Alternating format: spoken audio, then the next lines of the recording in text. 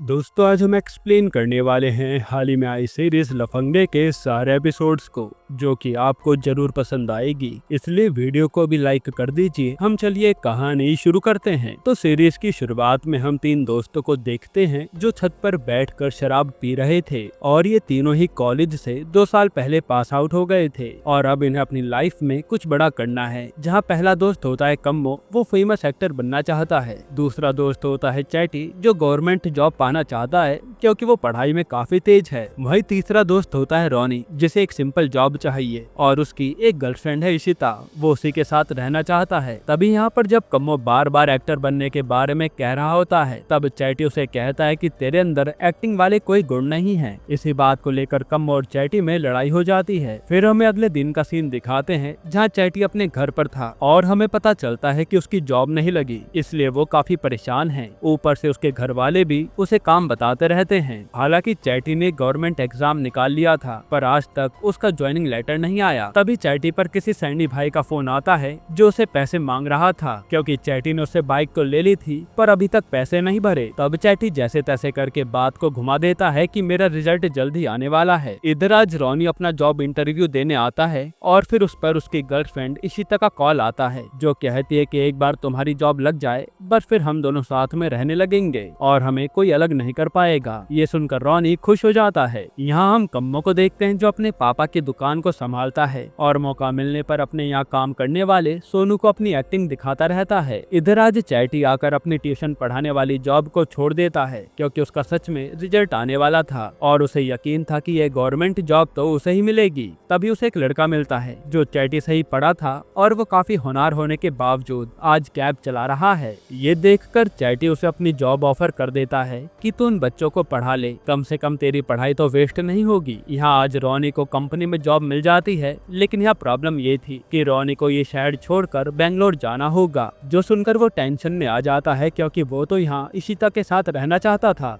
दूसरी तरफ सैंडी भाई चैटी को अपने पास बुलवा लेते हैं कि मेरे पैसे जल्दी भर दे, तूने कब से बाइक ले रखी है। लेकिन चैटी कहता है कि बस थोड़ा समय और दे दो। यहाँ पता चलता है कि सैंडी भाई चैटी के पापा की काफी इज्जत करते हैं, इसलिए वो चैटी को अपने भाई की तरह मानते हैं। लेकिन धंधे से सैंडी कोई कॉम्प्रोमाइज नहीं करता। वही चैटी देखता है कि सैंडी जुआ खेल रहा है, इसलिए वो उसे ताश के सही दाव बताता है, जिससे सैंडी जीत जाता है और वो चैटी से कहता है कि तू होशियार तो बहुत है, दुकान पर आता रहा कर। साथ ही वो उसे बाइक की चाबी भी दे देता है कि जल्दी पैसे भर देना। यहाँ कम्मो कॉलेज के थिएटर में आता है तो देखता है कि उसका जो रोल था वो किसी और लड़के को दे दिया गया है, जो सच में काफी अच्छी एक्टिंग कर रहा था। तब कम्मो सबके सामने उसकी काफी तारीफ करता है और कम्मो को कहीं ना कहीं लग गया था कि उसे सच में एक्टिंग नहीं आती, इसलिए वो उस लड़के सुबोध से दोस्ती भी कर लेता है ताकि वो उसके साथ एक्टिंग सीख सके। इधर रॉनी के भैया आज उसे उसकी जॉब इंटरव्यू के बारे में पूछते हैं, तो रॉनी कहता है कि भैया एक जॉब मिली थी पर मुझे बेंगलोर भेज रहे थे, इसलिए मैंने मना कर दिया, क्योंकि मुझे तो यहाँ इशिता के साथ रहना है। जो सुनकर उसका भाई भड़क जाता है कि एक लड़की के चक्कर में तूने इतनी अच्छी नौकरी छोड़ दी, अगर तुझे नौकरी ना मिली ना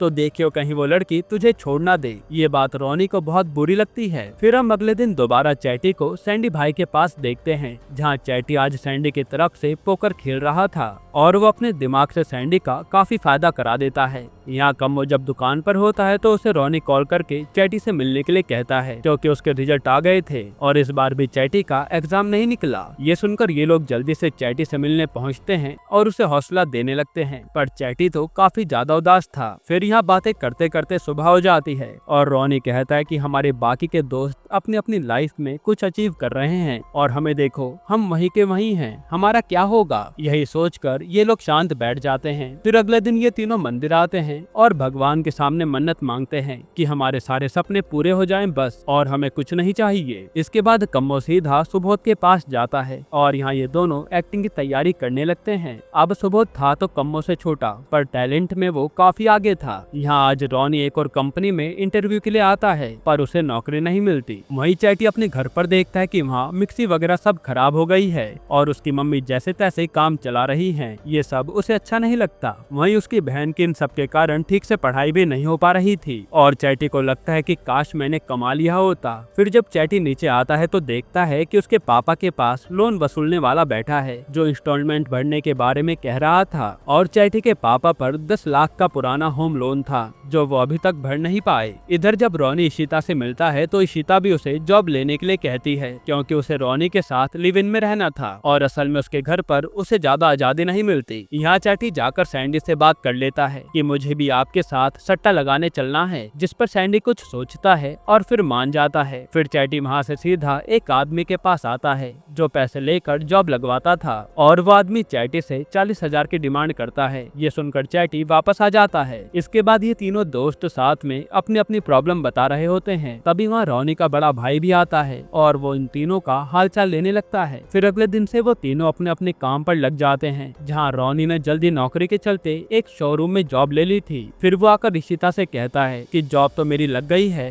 लेकिन अभी पैसे अच्छे नहीं हैं, इसलिए हम लिव इन नहीं करते। पर इशिता कहती है कि सब मैनेज हो जाएगा, मैं भी तो अच्छा कमा रही हूँ। जो सुनकर रोनी इशिता के लिए मान जाता है। यहाँ कम्मो ने अपना एक मोनोलॉग शूट किया था जो कि सुबोध से कॉपीड था और उसके दोस्त कहते हैं कि ये तो काफी अच्छा है, इसे सारे ऑडिशंस में भेज दे, क्या पता कोई रोल मिल जाए। लेकिन कम्मो कहता है कि मैंने बस कॉपी किया है, इसे रोल नहीं मिलने वाला। जो सुनकर रोनी खुद उसका ऑडिशन भेज देता है। फिर चैटी सैंडी के साथ सट्टा लगाने वाले अड्डे पर जाता है जहाँ सैंडी पहले तो छोटा सा दाव लगाता है लेकिन चैटी के कारण वो जीत जाता है। फिर वो एक बड़ा दाव खेलता है और चैटी अपने दिमाग से उसे ये खेल भी जिता देता है और ये सब वहाँ सट्टा लगवाने वाला आदमी बंटी नोटिस करता है। तब वो चुपचाप अपना नंबर चैटी को दे देता है। इधर कम्मो जब सुबोध के साथ था तो ज्यादा पीने के कारण सुबोध सो जाता है। तभी कम्मो पर एक एडी का फोन आता है जो कहता है कि हमें आपका ऑडिशन पसंद आया है, इसलिए आप कल हमसे आकर मिलिए। वैसे पहले ये रोल किसी सुबोध को जाने वाला था पर वो फोन नहीं उठा रहा। जो सुनकर कम्मो को लालच आ जाता है और वो कहता है कि सुबोध के तो दादा एक्सपायर हो गए हैं, इसलिए वो कुछ समय तक अवेलेबल नहीं होगा, इसलिए ये रोल मैं ही कर लूंगा। फिर जल्दी से कम्मो सुबोध के फोन पर आए उस एडी के नंबर को ब्लॉक कर देता है। इधर आज रोनी हिम्मत करके अपने भाई से कहता है कि मुझे इशिता के साथ रहने जाना है, जिस पर उसका भाई उसे खूब सुनाता है कि वो लड़की तुझे बर्बाद कर देगी, मेरी बात मान ले, अपनी लाइफ में कुछ अच्छा कर। पर गुस्से में रोनी अपना सामान लेकर घर से चला जाता है कि आज के बाद यहाँ कभी आऊंगा नहीं। वहीं अब सट्टा जीतने के बाद चैटी को पैसा कमाने का कॉन्फिडेंस आ गया था, इसलिए वो उस जॉब वाले आदमी को कॉल करके मना कर देता है कि मुझे कोई नौकरी नहीं चाहिए। यहाँ रोनी भी इशिता के साथ एक फ्लैट में रहने आ जाता है और वहीं कम्मो को भी रोल मिल जाता है, जिससे ये सब काफी खुश थे। फिर अगले दिन से तीनों अपनी अपनी लाइफ में बिजी हो जाते हैं। जहाँ कम्मो अपनी एक्टिंग की तैयारी कर रहा था वहीं रोनी शोरूम में काम करने लगा था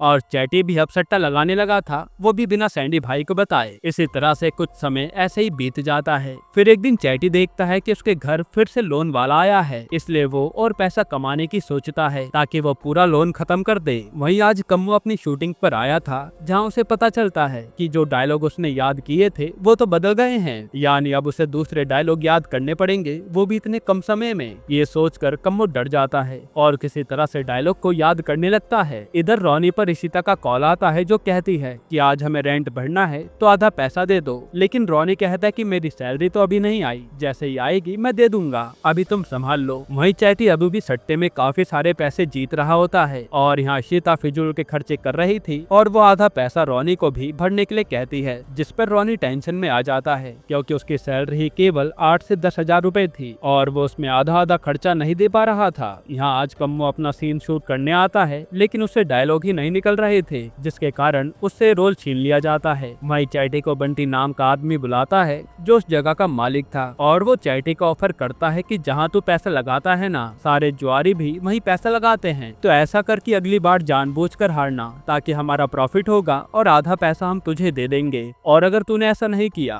तो अब तक तू जितने भी पैसे जीता है ना वो तो तुझे कभी मिलने नहीं वाले। तब चैटी मान जाता है। इधर किसी तरह शूटिंग वाले सुबोध को ढूंढकर इस रोल के लिए ले आए थे और कम्मो की सारी करामत सुबोध को पता चल जाती है, इसलिए कम्मो चुपचाप वहाँ से निकल लेता है। यहाँ आज रोनी अपने मालिक से अपनी सैलरी की बात करने आता है कि सर उसे बढ़ा दो, पर मालिक कहता है कि अभी तक तूने एक भी सेल नहीं की, पहले काम कर फिर देखते हैं। फिर जब रोनी बाहर होता है तो उस पर इशिता का कॉल आता है जो कहते कि आज हमें एक पार्टी में जाना है, इसलिए तुम स्कॉच की बोतल ले आना गिफ्ट देने के लिए। जो सुनकर रोनी परेशान हो जाता है क्योंकि पैसे तो थे ही नहीं। अब रात को इशिता अपने कलीग के यहाँ पार्टी में थी, जहाँ रोनी भी आता है और इशिता सबके सामने झूठ कहती है कि रोनी एक स्टोर में मैनेजर है। इसके बाद यहाँ सब लोग गिफ्ट देने लगते हैं और रोनी स्कॉच की जगह सस्ता ब्रांड ले आया था, जो देखकर इशिता को काफी बुरा लगता है कि इसने मेरी सबके सामने बेइज्जती करा दी। वहीं कम्मो एक एडी से आकर मिलता है और कहता है कि प्लीज मेरे लिए कोई रोल हो तो बताना। तब कम्मो की मजबूरी देखकर वो मान जाती है।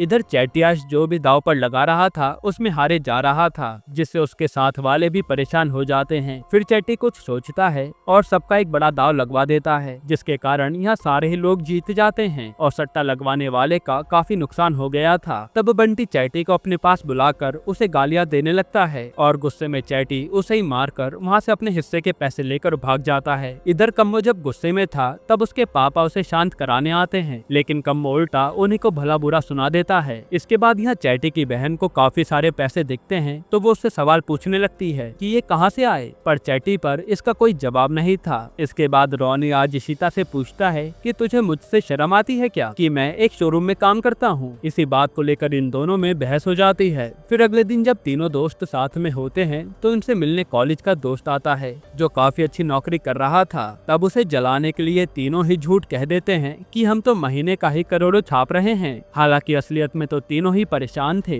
फिर हमें पता चलता है कि कम्मो ने एक जगह एक्टिंग क्लासेस लेना शुरू कर दिया था, पर उसे एक भी रोल नहीं मिलता प्रैक्टिस के लिए। ये देखकर वो अपने सर से बात करने जाता है और बताता है कि मुझे एक बड़ा स्टार बनना है, जिस पर उसके सर कहते हैं कि ऐसा करो तुम मुंबई चले जाओ, वहाँ सीखोगे तो जल्दी स्टार बन जाओगे। जो सुनकर कम्मो भी खुश हो जाता है। इधर सट्टा छोड़ने के बाद चैटी ने होम डिलीवरी का काम शुरू कर दिया था, पर एक दिन उसकी माँ कॉल करके बताती है कि कुछ लोग तुझे ढूंढ रहे हैं। ये सुनकर चैटी डर जाता है। यहाँ रोनी अब ज्यादा पैसा कमाने के चलते अब लैपटॉप रिपेयर करने लग गया था। वहीं कम्मो मुंबई में एक्टिंग सीखने के लिए अपने पापा से 40,000 रुपए मांगता है, क्योंकि उसे पता नहीं था कि इतने पैसों में कुछ भी नहीं होने वाला। वहीं आज चैटी बंटी के बॉस के पास आता है और उसका बॉस चैटी को सजा देने की बजाय अपनी गैंग में रख लेता है कि आज के बाद तू मेरी तरफ से सट्टा लगाएगा, जिस पर चैटी मान जाता है। इस साइड चैटी के घर उसकी पड़ोसन आकर काफी बड़ी बड़ी फेंक रही थी, इसलिए चैटी भी सोच लेता है कि उसे भी अपने घर की रंगत बदलनी पड़ेगी ताकि लोग उन्हें गरीब न समझे। इसके बाद हम देखते हैं कि आज फिर इशिता ने कुछ नया खर्चा कर लिया था, जिस पर रोनी भड़क जाता है। कितना खर्चा मैं झेल नहीं पाऊंगा, और इन दोनों की फिर से लड़ाई हो जाती है। पर फिर रोनी अपना गुस्सा शांत करके इशिता से माफी मांगता है। वहीं कम्मो अभी भी अपने पापा का काम संभाल रहा था ताकि उसे 40,000 रुपए मिल जाएं। फिर जब इशिता अपनी जॉब पर होती है तो उसका सीनियर अभिषेक उसके लिए कुछ खाने को लेकर आता है, पर इशिता मना कर देती है क्योंकि आज रोनी ने कहा था कि वो डिनर बनाकर रखेगा। पर जैसे इशिता घर आती है तो देखती है कि रोनी तो सो रहा है और ये देखकर उसका मूड खराब हो जाता है। यहाँ आज कम्मो को उसके पापा 50,000 रुपए दे देते हैं कि जा तुझे जो करना है कर ले। ये देखकर कम्मो खुश हो जाता है। साथ ही कम्मो को उसी एडी के जरिए एक ऐड भी मिल गया था जो कि मुंबई में था। वहीं हम देखते हैं कि अब इशिता और रोनी के बीच में दूरियां आनी शुरू हो गई थी। फिर एक दिन इशिता के कलीग उसे रोनी का रेज्यूमे बनाते हुए देख लेती है ताकि रोनी को अच्छी जॉब मिल जाए। तो वो इशिता को समझाती है कि तुम्हें पहले अपनी खुशियों के बारे में सोचना चाहिए और रोनी तुम्हारा कोई पति नहीं है जो तुम उसके लिए इतना परेशान हो रही हो। इसी तरह से वो कलीग इशिता को भड़का देती है। फिर वो इशिता को आज एंजॉय करने के लिए अपने साथ लेकर भी जाती है। वहीं हम रोनी को देखते हैं जिसने इशिता को खुश करने के लिए उसके लिए खाना बनाया था, पर इशिता तो रात को आती ही नहीं। फिर जब रोनी की सुबह आंख खुलती है तो इशिता के फोन पर मैसेज आ रहे थे जहां उन्होंने कल रात की पार्टी का जिक्र किया था।